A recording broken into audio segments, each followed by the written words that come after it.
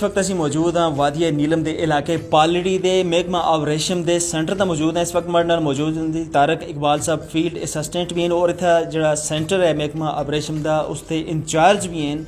अज असी इन्होंने को समझने की कोशिश कर सकते को पुछसा कि इतना बड़े पैमाने का ये जोड़े ऑफ रेशम के कीड़े होंगे इन्हों को पाल के लोगों को दिता चलता और लोग लाखों रुपए सालाना जो कमाते हैं इन कीड़ियों तो अब रेशम बढ़ा के बेच के ये सारा प्रोसेस किस तरह करते हैं इन्हों को अज असी जानने की कोशिश कर सकते जी। अस्सलाम वालेकुम। वालेकुम सलाम जनाब, क्या हाल है दोस्तों? ठीक ठीक हो? खैर शुक्र है जी अल्लाह का। सुने थे लाखों रुपए लोग कमाते हैं अब रेशम के कीड़ियों तो ये किस तरह सारा कुछ मुमकिन है? जरा इससे नाजरीन को भी दसो ताकि वो भी कीड़े कार खाड़ कर रख के, वैसे तो कीड़े को लोग बहुत डरते रहते हैं लेकिन ये कीड़े ऐसे हैं कि इन्हें बिच रुपए निकलते सुने जी। ये बेजार और कीड़े जी नुकसान बिल्कुल नहीं देंगे। दूध ते पत्तर खेदे ते रेशम बड़े ते जिहड़े को बेच के लोग अपनी आमदनी खासा इजाफा कर दें। ये कोई 25-30 दिन का प्रोसेस होंदा है सारा पूरे साल में सिर्फ 25-30 दिन। दो दफ़ा ये होंदा है, एक बाहर ही ते एक खजां विच। दो फसलों दी निश्तियां रेशम दी कीड़े महकमा देंदा है तो लोग मेहनत करते हैं। बल्कि असी इस तरह करते हैं कि 5-7 दिन 10 दिन पाल के फिर असी लोगों को देंगे ताकि जदों कीड़े निके होन तो उन्होंने परेशानी का मसला न बने।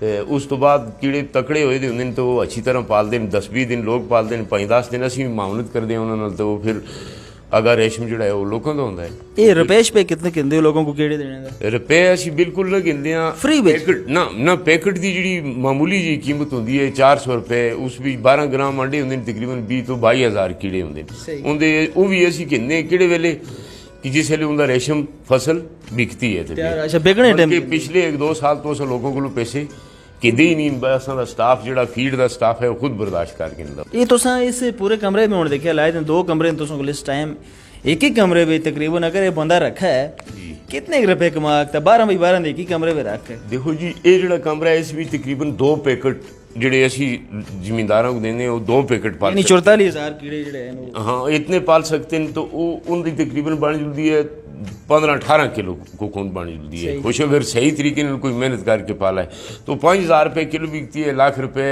80,000 लाख रुपये इतना बंदा जो है ना उन्होंने 28 दिनों में कमा सकते। और संगियो यानी जो तुस शाड़ जा कोई कमरा है ना लोग स्टोर जा भी है 12x12 उस भी तुम अगर 44,000 कीड़ा खाड़ का रख के सिर्फ 30 दिन तुम मेहनत करनी है। 30 दिनों 35 भी 10-12 दिन महकमे लिए आप ताउन करके तुम उस तो बाद भी आखते हैं नाल जुलते हैं घर भी जुल के देखते हैं। घर भी जुल देखते हो ना वक्त इन अगले जुड़े 20 दिन जिमींदारों को लेंगे उस भी कम से कम हर जिमींदारों को असी 2 तो 3 दफ़ा एक दफ़ा मैं अपने स्टाफ नाल जुलदा है बाकी 1-2 दफ़ा स्टाफ जुलदा है क्योंकि असों को इधर सरकारी रेयरिंग भी होंगी है तो इस हस्ते जो ना स्टाफ हस्ता तो 2-3 दफ़ा जुलदा है जोड़ा फील्ड का स्टाफ फील्ड ही काम करने लगता है। मैं खुद भी हर किरम खाने भी 1-2 बार पहुँचने की कोशिश करना और पहुँचता इंशाअल्लाह।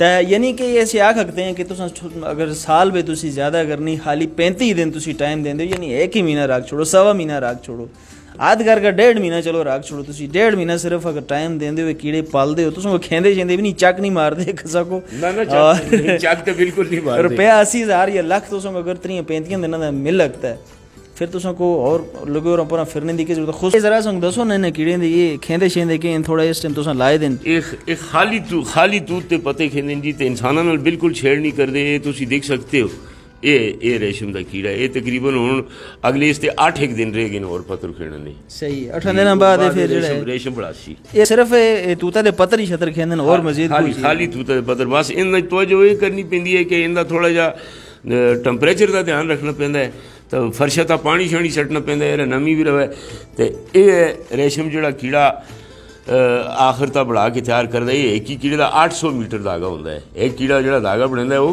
800 मीटर धागा बनता है। दूध दे देखो दोस्तों दूध ला के दूध भी खाते हो और दोस्तों पत्थरों तो पत्थर वैसे भी ज़ाया होंगे ना को कर चाड़ गए उन्होंने पत्थरों फायदा चाह के लाखों रुपये कमाते हो। वीडियो अच्छी लगी होगा तो लाइक और शेयर जरूर कर छोड़ो। शुक्रिया।